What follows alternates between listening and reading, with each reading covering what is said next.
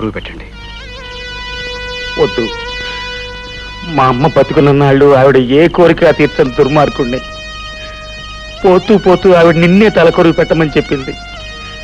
ఇప్పుడు నేను ఈ పని చేసి ఆవిడ ఆఖరి కోరిక కూడా తీర్చని పాపాత్ముడిని కాలేను. నీ చేతుల మీదుగానే కానీ. సందేహించకు బాబు, ఆమె ఆఖరి కోరిక నెరవేర్చు.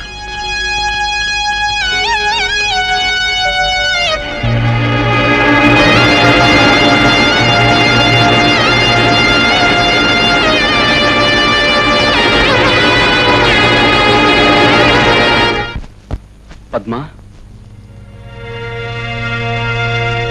పద్మ,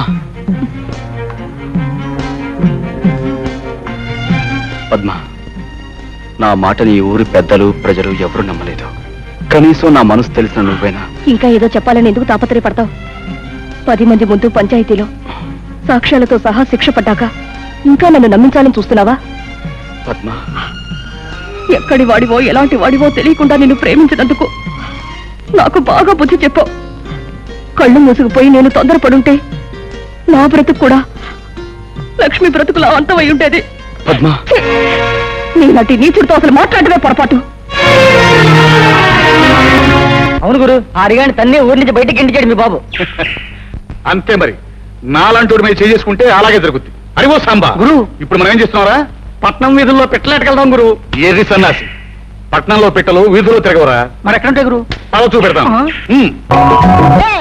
లక్ష్మి పెర్మనెంట్ గా ఎలా పెట్టా ఊరు?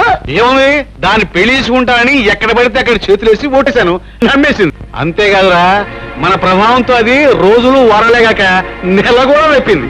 దాని కడుపు కాను నువ్వైతే మరి సావుకో. అమ్మమ్మ, ఆ ఘనకారం మనసే లేదురా. అసలు ఆ టైంలో మనం ఊళ్ళో లేం కదరా.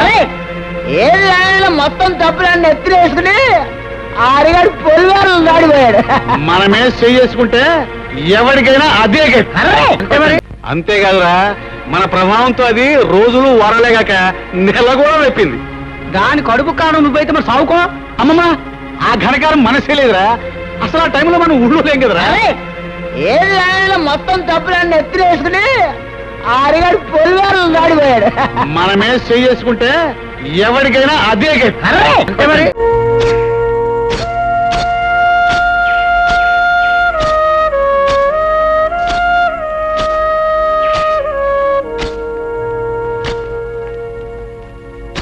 హరిబాబు, నిజం తెలియక నలుగురితో పాటు నేను అనుమానించాను, అవమానించాను. ఆ లక్ష్మి నెల తప్పడానికి కారణం మా అన్నయ్యనని ఈ రోజే నాకు తెలిసింది. అవును హరి, నిజం తెలిసాక నీ ప్రేమని, నీ మనసుని, నిన్నే నిందించినందుకు సిగ్గుపడుతున్నాను. నాలో నేను కుమిలిపోతున్నాను. అయినా మనసున్నవాడివి, మంచివాడివి కనుక నన్ను మన్నిస్తావని. పద్మ, నీ ద్వేషానికి కారణం నువ్వు నన్ను ప్రేమించడమే. అది నా మనసుకు తెలుసు.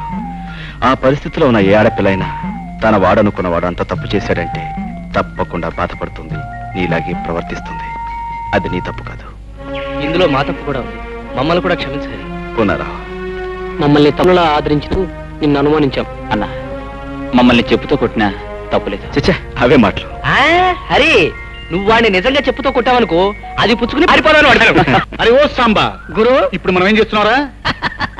తప్పకుండా తమాషా అయిన తప్పుడు పని ఒకటి చేస్తావు గురు. కరెక్ట్రా శిష్య. కాకపోతే మనం తప్పుడు పని చేస్తుంటే ఒప్పుకొని ముందు వచ్చేది ఎవరితో కనిపెట్టాలి. అందరూ లక్ష్మిలాగే అమాయకులు అనుకోకు. ఏమిటి ఏమిటి నువ్వు అనేది? అసలు లక్ష్మి పాడేసింది నువ్వే.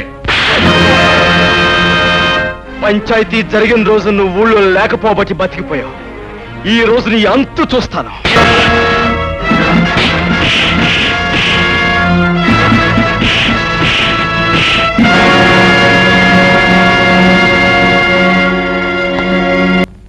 ఇదేం ప్రారంభం రా, ఇలాంటి వంశంలో పుట్టి మేడల మీద మిద్దెల మీద షికారు చేయక పొలాలమ్మట తుప్పలమ్మట తిరుగుతావేరా? పొలం గట్లమ్మట తుప్పలమ్మట తిరిగితే అక్కడ పని చేసి ఆ పడుచు పిల్లలను చూస్తూ కాలక్షేపం చేస్తూ ఉండొచ్చు. వీలైతే కొంచెం నేను ప్రకృతి సౌందర్యం చూసి తనమేం చెందాలని ఏడిచావులే. అది కాకపోయినా నా కొడుగ్గా పుట్టినవాడు ఎత్తు మీద ఎత్తు వేసి అవతల వాడిని చిత్తు చేయాలి గాని ఒళ్ళు ఊనమైపోయేటట్టు దెబ్బలు తినొస్తావేరా? నానా చూస్తూ ఉండు. నేను వేస్తాను. వేస్తావు పేడతో పిడక కాదు, ఎత్తు వెయ్యి, దాంతో హరిగాడు చిత్తైపోతాడు. వెయ్యి. వెయ్యండి బాబు, బాగా వెయ్యండి. ఏదైనా బెడిసి కొట్టిందా? మీ ఒళ్ళు హోనం అవడంతో పాటు నాన్నగారు పరువు గంగపాలు. ఇదిగో వాడిని అడ్డం పెట్టుకుని నన్ను నానా మాటలోను వంటి నీ పీక బిస్కెట్స్ నీ చేత పీచు పెట్టా తినిపించేస్తాను. వేస్తాను, మంచి ఎత్తే వేస్తాను.